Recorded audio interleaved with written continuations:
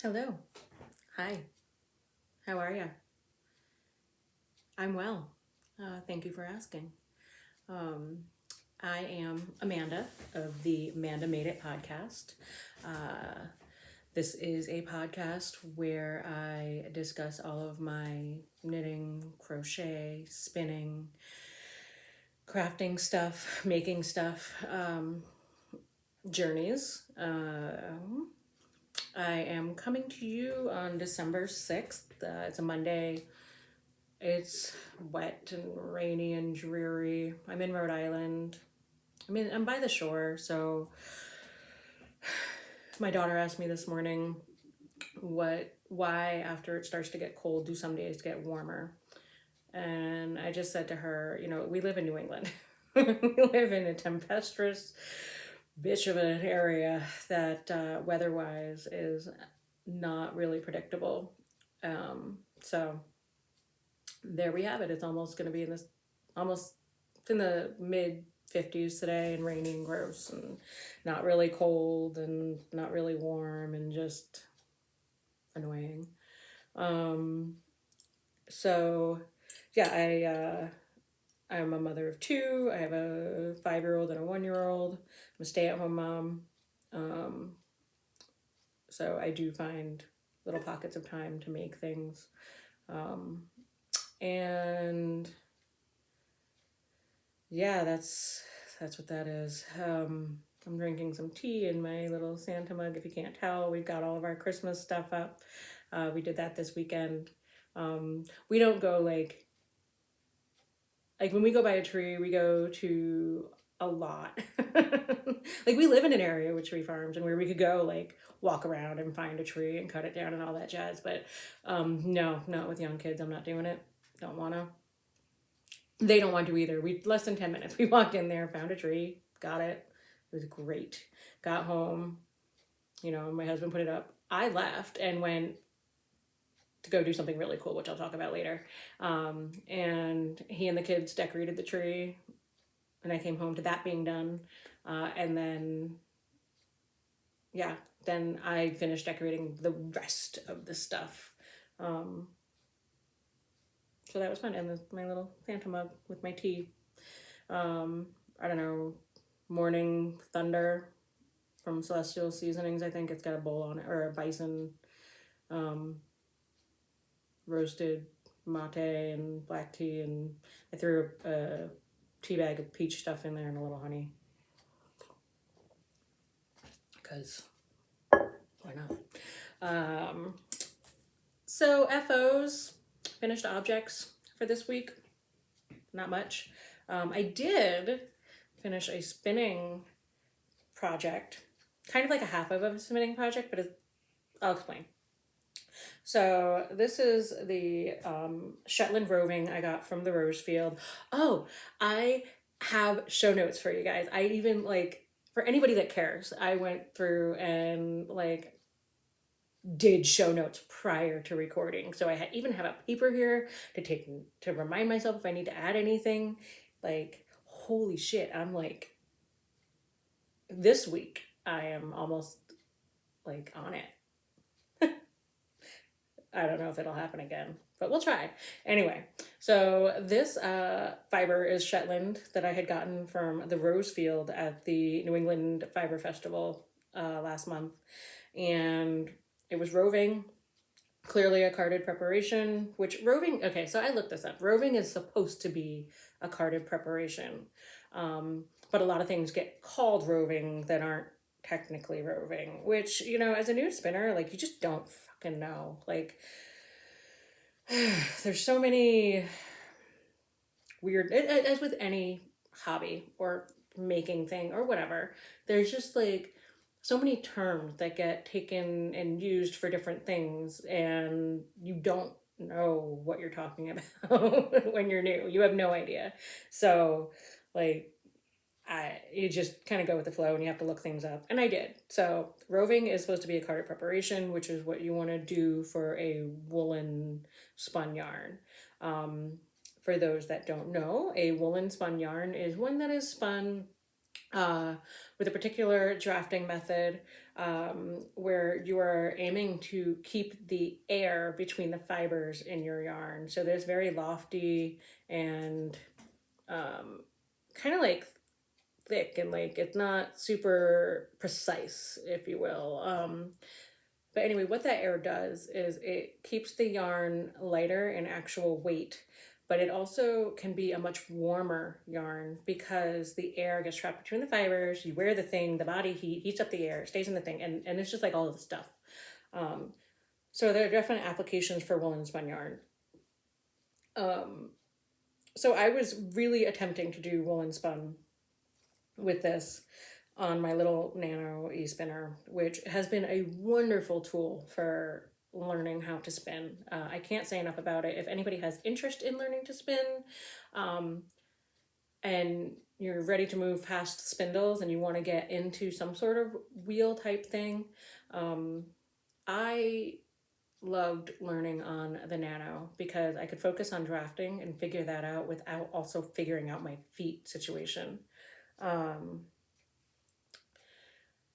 There are some drawbacks to the Nano, but there are drawbacks to almost any tool that you would use for anything. There are pluses and minuses, and it really depends on what you want out of it.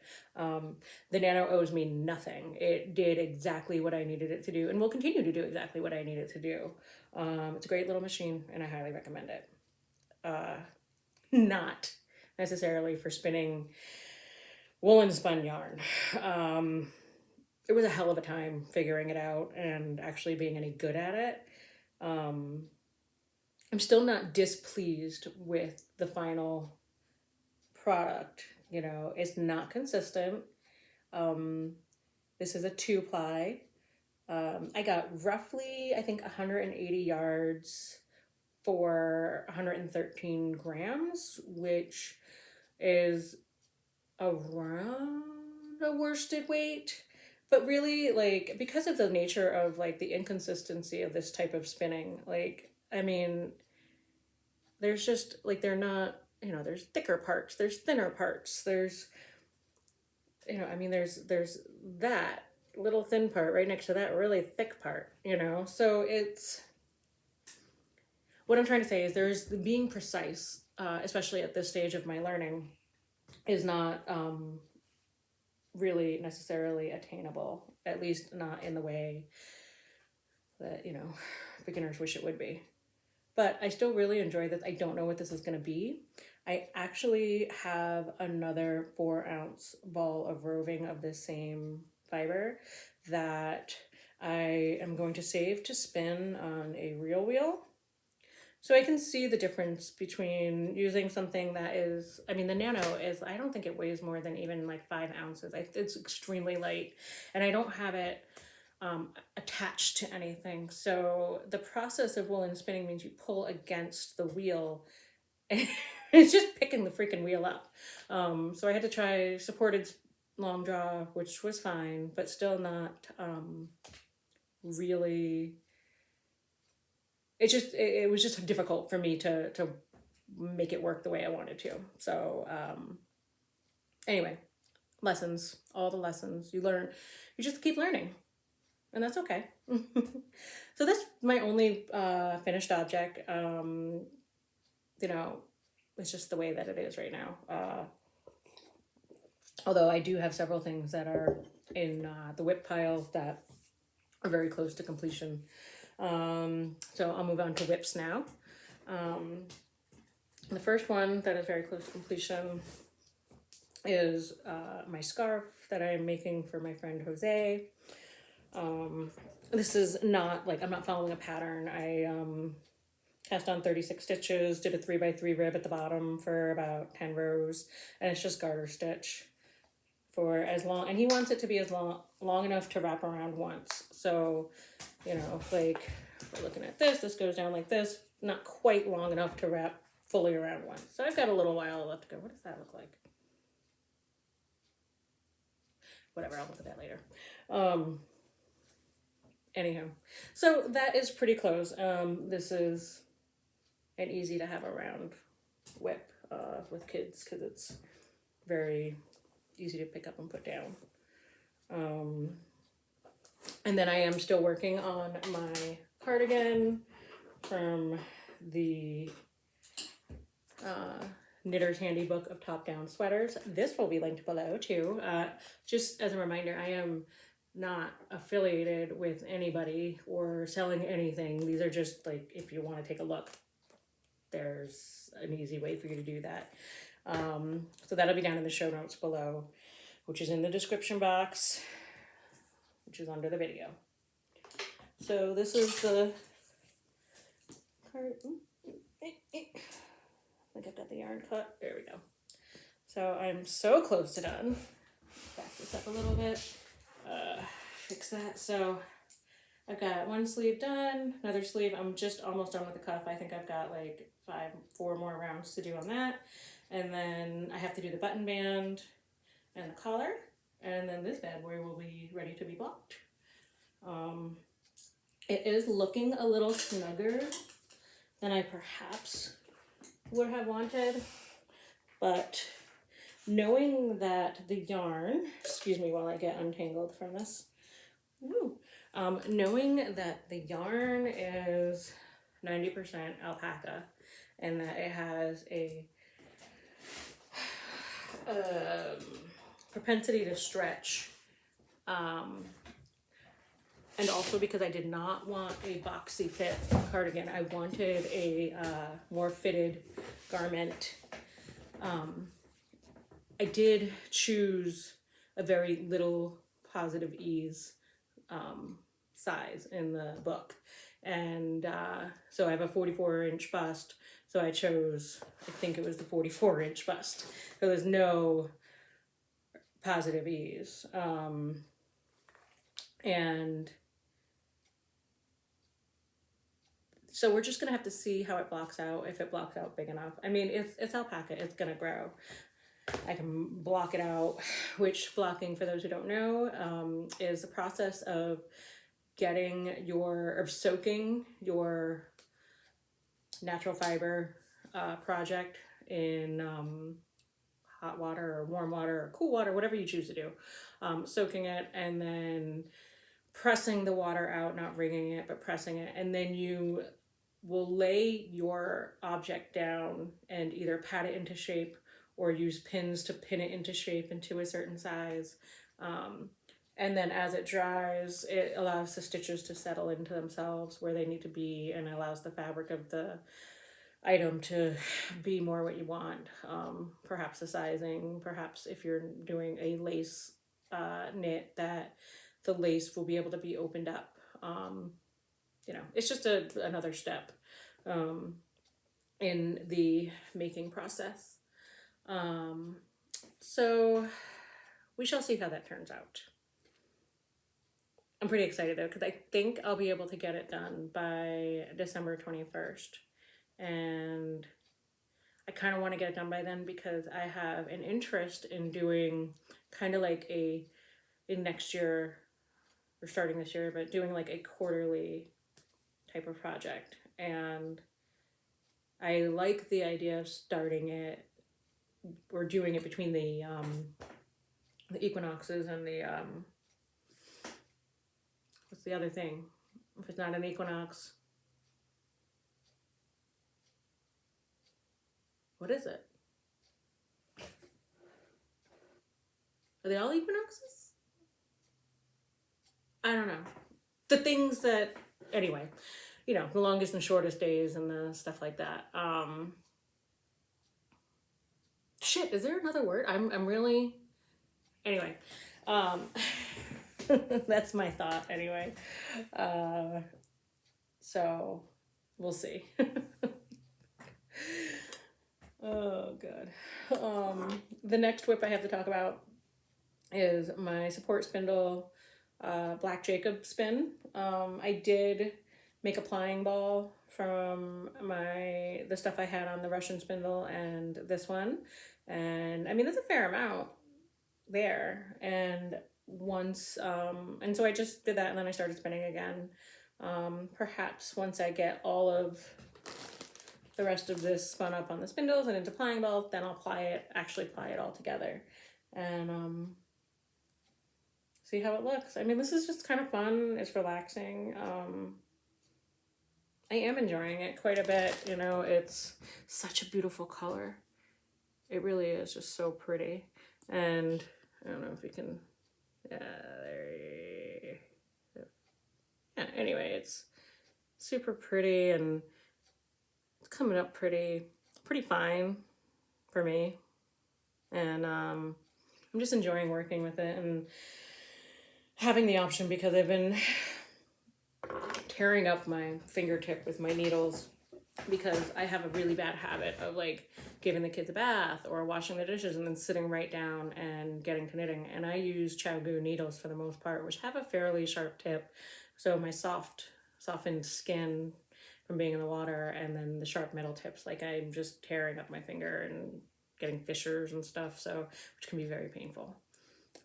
So when I get a little too much of that, then I switch to the spinning,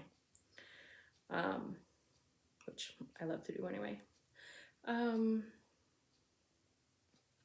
So that's it for kind of my stuff I've been working on. I have been also somewhat started teaching my older daughter, who's 5, how to finger knit.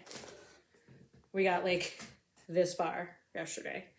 You know, she's asked me several times over the past couple of years to teach her how to knit. Now she's 5, so attention span isn't really there for something like this.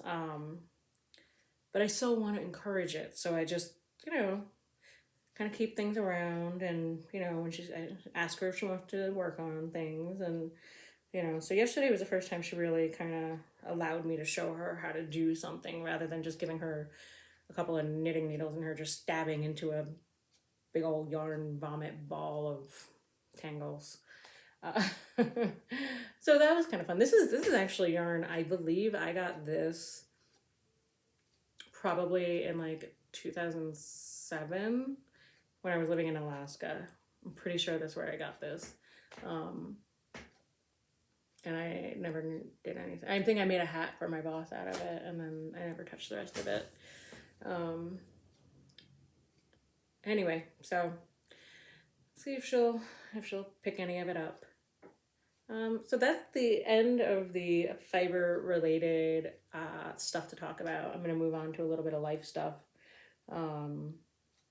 Actually, not totally the end, because I think I had mentioned last week that I was going to show you guys this book, The Fabric of Civilization, How Textiles Made the World by Virginia Pastrell. I will also have this linked below.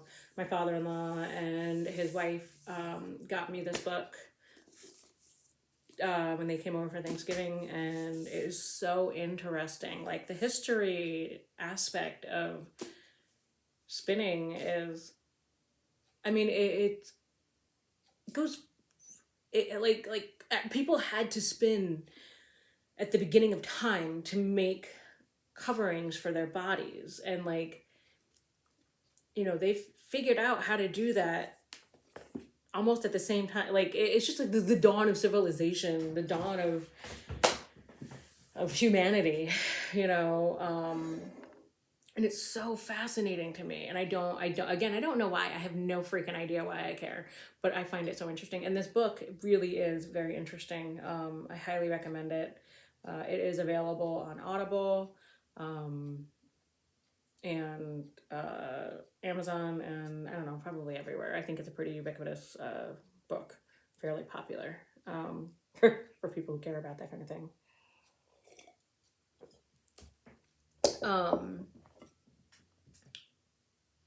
And it really, like, I've never fully considered just, like, everybody knew how to spin. Everybody. Like, everybody knew how to spin, how to eventually weave, how to, like, the tools, even the first tools that required 2 pieces, like, they had to be held together somehow. And they were held together with string, and somebody had to make the string out of something, whether it was bast, which is like the inner lining of a tree or plant bark, or, you know, cotton, or well, whatever. Like they had to. It's just the eons, the amount of time that goes behind the simplest of things is so fascinating, because if you look around and you're just like the curtains, the tablecloth, the rugs, your couch, your clothes, like it all is possible because people learned how to twist two fibers together with their hands, and it's just morphed into what we have now. Like in this book it talks about how it's so common, like it's just a part of our lives, like we don't even consider what it takes to get to these things, which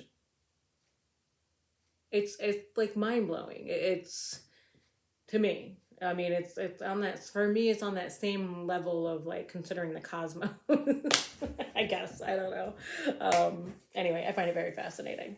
um all right, so now that is the end of the the fiber talk for the most part. uh I am, I think I did mention last time that I celebrated my third anniversary of sobriety. Um, and I did mention a book that had really helped me, and it's called This Naked Mind, um, Control Alcohol, Find Freedom, Discover Happiness, and Change Your Life by Annie Grace. Um, for whatever reason, this is the book that I needed at the start of my sobriety to help me and give me tools uh, in order to work through all of the noise in my head around sobriety. Like, for anybody that has never had to actively choose not to drink, it's hard. It's hard on levels like you don't even begin to realize until you're in it. Um, like, why do people drink? Why do people drink too much? Why do people drink too much too often? You know, we can talk about all of the incredible traumas that people go through, and the stuff that happens and what they don't want to deal with. I don't have that. I don't have incredible traumas um, that I have to work through. I have little shit that I have to work through, but the little shit is sometimes so hard to pinpoint, especially when you've been escaping it for so long. Um, you know, the feelings of self worth and confidence that I used to have in my late teens and early 20s, got replaced by false bravado and loudness. And I was a loud person in a lot of ways, not just with my voice and locally, but vocally rather, um, in my manner of dress, in the colors I surrounded myself with, the language that I used, the way that I talked, you know, the, was it me? Yes, but there was a lot of it that I don't think was authentically me. I think I was hiding behind a lot of that behavior and that way of being because it was easier to be a messy individual if I was all of those other loud things too, because when you take those all together, that's just, it's all okay. um it's hard to explain, but um it's really, really hard to not have something to escape with or to help you feel like you're escaping. I was talking to a friend a while ago that, like, I would have urges to rebel, like, and the way that I knew how to rebel was to drink and drug as hard as fucking possible. And it would be this physical feeling of just like it was just a physical feeling. I could feel it. I knew when it was coming. I knew it was happening. And I knew that whenever I was having this feeling, that I would have a couple days of a binge that was bigger than my normal binging. So, um, I don't know what triggered it. Some of it could have been hormonal, because of like period cycles and stuff. Um, it was a thing. And once I didn't have that outlet anymore, I still had that feeling of rebellion. Like I wanted to rebel. I would try to do it with food or with staying up late because, those were things that weren't good for me. How I felt like I wanted to rebel was to do things that would hurt me, but not like cut myself or, do dangerous things like motorcycle tricks or something. Like that wasn't how I chose to do that. I would want to hurt myself by making my own life harder, eating too much, making myself feel sick by eating things that are too much of things, staying awake way too late. And like it didn't feel good. It would still give me like that bad feeling that I would have after drinking. So I stopped doing those too. And those feelings of rebellion have quieted over the past 3 years tremendously, because I have worked through a lot of things, through my own self reflection and also through therapy. I used to think I could do everything on my own and that I didn't need help from anyone. And in a lot of cases, that's true. In a lot of cases, you are in control of what you can do, and it's up to you to do it. But that can also mean that you are in control of asking for help from people who have the tools to help you. So I'm not going to sit here and say, like,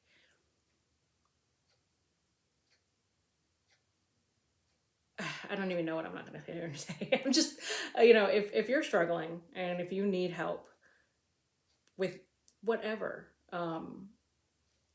in terms of drinking and drugs and stuff, there are people out there willing to help, and there are ways to get help, that are accessible to everyone.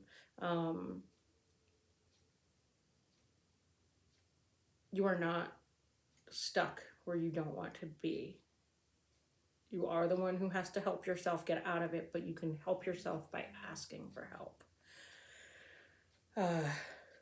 And I think it's just so important to realize that, like, being strong in whatever way, like never letting people see you cry, or in being physically strong, like those are great qualities in some ways, but in others, like being vulnerable and allowing yourself to know that vulnerability doesn't mean that you are automatically going to have negative consequences for that is huge. Vulnerability is a hard skill to have or to learn. And vulnerability does not mean weakness. And I think that's an important distinction to make. So that's just my little spiel on that. I don't know if I'll make sobriety talk a part of every episode, but if you have any thoughts on it, one way or the other, please let me know in the comments below, because I think there's not necessarily a lot of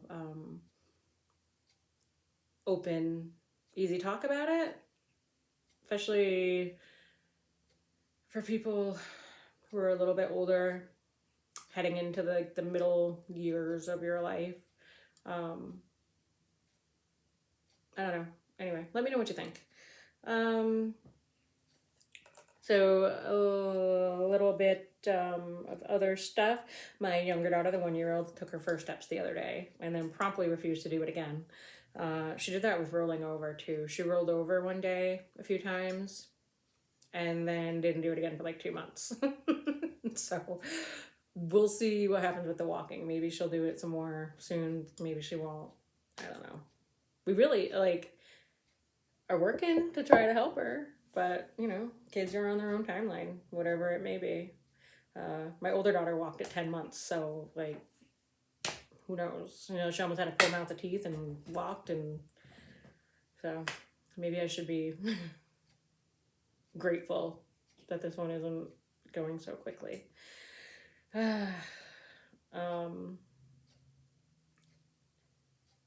Yeah, you know, it's holidays are an interesting time. You know, people have a hard time with them in a lot of ways. If you are having a tough time with the holidays, if things are different or changed for you, I know our holidays have changed, are changing quite a bit this year. Um, we are not seeing any family for Christmas Eve or Christmas Day. Um, you know, I have never done that except when I lived out of state and like lived far away, and that was different because I was doing something really cool and different. So to me, it wasn't the same as not being around for the holidays and being all sad about it, you know. Um, this year is just different, and you know, it's the first time, so we're just gonna see how it goes. But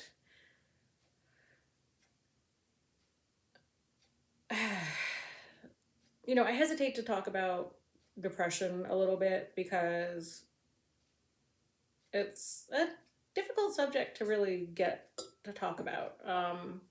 You know, I am on Zoloft for some postpartum depression, and you know, it's interesting trying to work through all of that and see how the things ebb and flow and go up and down, and where anxiety comes in there, and um, you know, so I don't know if you have any interest in having an open discussion about that. You can let me know in the comments. I won't actually go too much into that uh, this time because I kind of just talked your ear off about sobriety, if you're even here and listening and paying attention. And if you are here, thank you so much for staying and checking it out. And you know, if you are ever so inclined, go ahead and like and subscribe and do all of those things.